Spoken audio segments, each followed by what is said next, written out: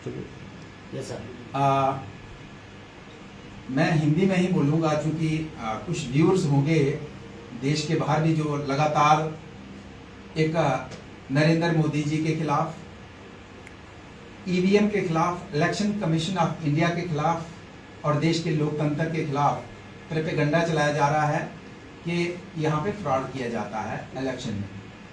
इसकी सबसे बड़ी एग्जांपल ये है कि भारतीय जनता पार्टी के विरोध में जम्मू कश्मीर के अंदर सबसे बड़ी पॉलिटिकल पार्टी नेशनल कॉन्फ्रेंस और जिसके मुख्यमंत्री उमर अब्दुल्ला, जिन्होंने इलेक्शन के तुरंत बाद ये कहा कि पहली बार जम्मू कश्मीर के अंदर निष्पक्ष चुनाव हुए हैं, जो कि भारतीय जनता पार्टी के विरोधी पक्ष के हैं। लेकिन फिर भी आज कुछ यात्राएं, कुछ ऐसी पॉलिटिकल पार्टीज यात्राएं निकाल के ये माहौल देश के अंदर पैदा कर रही है कि यहाँ पे मशीनों में फ्रॉड किया जाता है, वोट जिसको डालते हैं दूसरे को चला जाता है। और उसी की कड़ी में कल मेरे जो विरोधी पक्ष में जो कैंडिडेट थे, उन्होंने कल यहाँ पे रीवेरिफिकेशन का जो डेट था उसमें 3 मशीनों के लिए, 3 ईवीएम के लिए उन्होंने अप्लाई किया था और उसमें 3 ईवीएम थी। एक थी 3 नंबर पोलिंग स्टेशन की, एक थी 6 नंबर पोलिंग स्टेशन की, एक थी 12 नंबर पोलिंग स्टेशन की। तो मैं इन तीनों पोलिंग स्टेशन के मतलब मैं आपको जानकारी देना चाहता हूं कि यहाँ पे मैं स्टार्ट करता हूं। जैसे वो पहला पेज दिखाते हैं, ये उन्होंने जो 12 नंबर पोलिंग स्टेशन है, 12 नंबर पोलिंग स्टेशन पे उन्हीं के लोग थे, हम साइड पे बैठे थे, उन्हीं के लोग चेक कर रहे थे। उनको चेक करना था कि वोट हम जहां डालते हैं वहीं जाता है कि नहीं जाता है। तो लगभग उनके अनुसार ये 852 वोट जो है ये डाले गए उन्हीं के लोगों ने। और उसमें जिसको वोट जिसको डाला उसी को गया, नोटा को डाला उसी को दिया, जिसको वोट डाला उसको गया। कोई वोट में जितना डाले उतने ही काउंटिंग में टोटल आए, उतनी ही पर्चियां निकली। और जिसको डाले थे उन्होंने ही अपने कैंडिडेट बनाए होंगे एबीसी, जिसको भी, तो उसी को गए। और उसके बाद जो दूसरे प्रतिद्वंदी कैंडिडेट थे उन्होंने, ये उनके सिग्नेचर आप देख सकते हैं, ये उनके सिग्नेचर है सेटिस्फेक्शन के, और मेरा भी था कि जो विनर कैंडिडेट है, और दूसरे कैंडिडेट के भी सिग्नेचर है कि हम सेटिस्फाई हैं, जो हमने इस वीवीपैट के माध्यम से जो वोट किए वो वीवीपैट के माध्यम से जितने डाले, जिसको डाले उतने ही आए और हम सेटिस्फाई हैं। ये आ गया 12 नंबर का स्टेशन, जिसके लिए वो कहते हैं कि गड़बड़ी हुई है।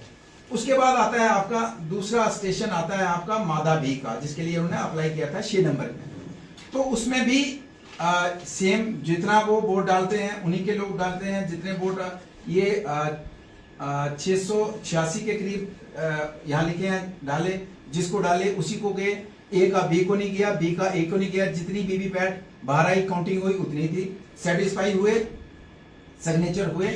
और उसके बाद ये लिखते हैं, कल बोलते हैं कि वहां एक मशीन पे रिजेक्टेड लिखा था। अब आप देखिए कि जिस मशीन पे रिजेक्टेड लिखा था उनके कहने के अनुसार उसमें भी ये सेटिस्फाई होते हैं, भैया जितने वोट पड़े थे, जिसको डाले थे पूरे थे। अगर इनके अनुसार रिजेक्टेड थी, अगर रिजेक्टेड में भी ओके है और इनके सामने सारी प्रक्रिया हो रही है, उसके बावजूद भी शोर। फिर इनका जो शिकायत, जो अक्सर ये बात लोगों को गुमराह, ये जो पेज दिखा के कर रहे हैं, इसमें चूंकि मैं यहाँ से 2 घंटे लेट गया और मुझे नहीं पता था कि इस तरीके का हल्ला गुल्ला करेंगे और उन इंजीनियर्स को प्रेशराइज करके जबरदस्ती उनको कहेंगे कि लिखो इसमें, रेड टेप लगाओ इसमें।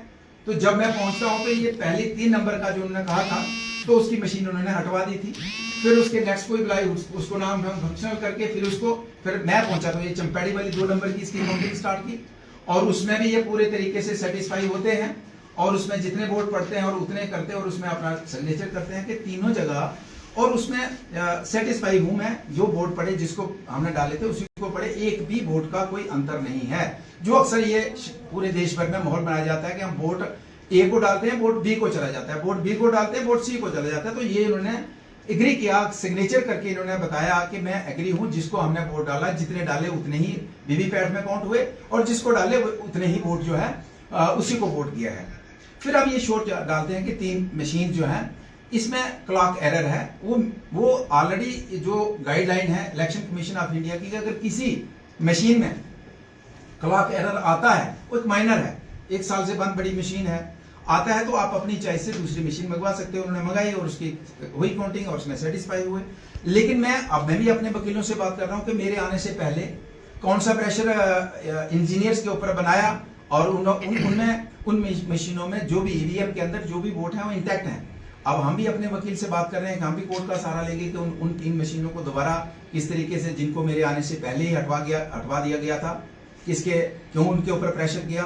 और जब मैं गया, मैंने जाना नहीं था, मुझे पता चला कि वहां दबाव बनाया जा रहा है, प्रेशराइज, और सारी रिकॉर्ड में है किस तरीके से प्रेशर उन्होंने बना के जबरदस्ती साइन करे, पूरा रिकॉर्ड है वहां पे, हर चीज का है। जब मैं गया तो मैंने कहा भैया किसी का दबाव नहीं चलेगा, ये भी रिकॉर्डिंग है, जो जेन्युइन है वही होगा, कोई यहाँ दबाव ना बर्दाश्त करेगा और ना कोई दबाव बना सकता है। उसके बाद आदमी हूँ, बहुत लायक वकील हूँ।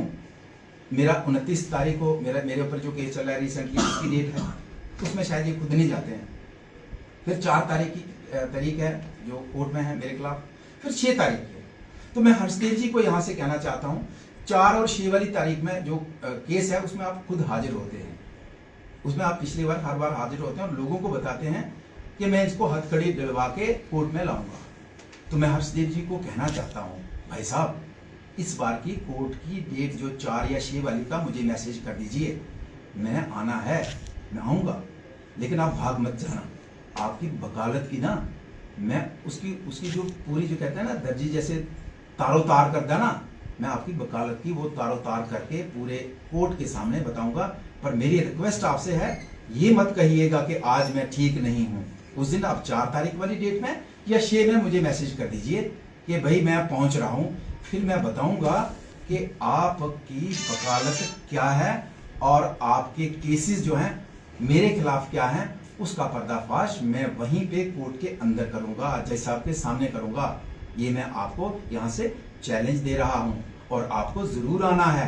ये मत कहिएगा कि मैं नहीं पहुंच पाया, मेरा वकील आएगा, मैं खुद आ रहा हूँ। आप कहते मैं एसएसपी को हथकड़ी दिलवा के लाऊंगा, मैं लाऊंगा, तो मैं बिना हथकड़ी के आ रहा हूँ, अपनी मर्जी से आ रहा हूँ और आपकी वकालत का पर्दाफाश मैं वहां करूंगा जज साहब के सामने। काइंडली उस दिन आप जरूर आइए, 4 तारीख वाली में या 6 वाली में, ये मैं आपसे रिक्वेस्ट भी करता हूं और आपको चैलेंज भी देता हूं।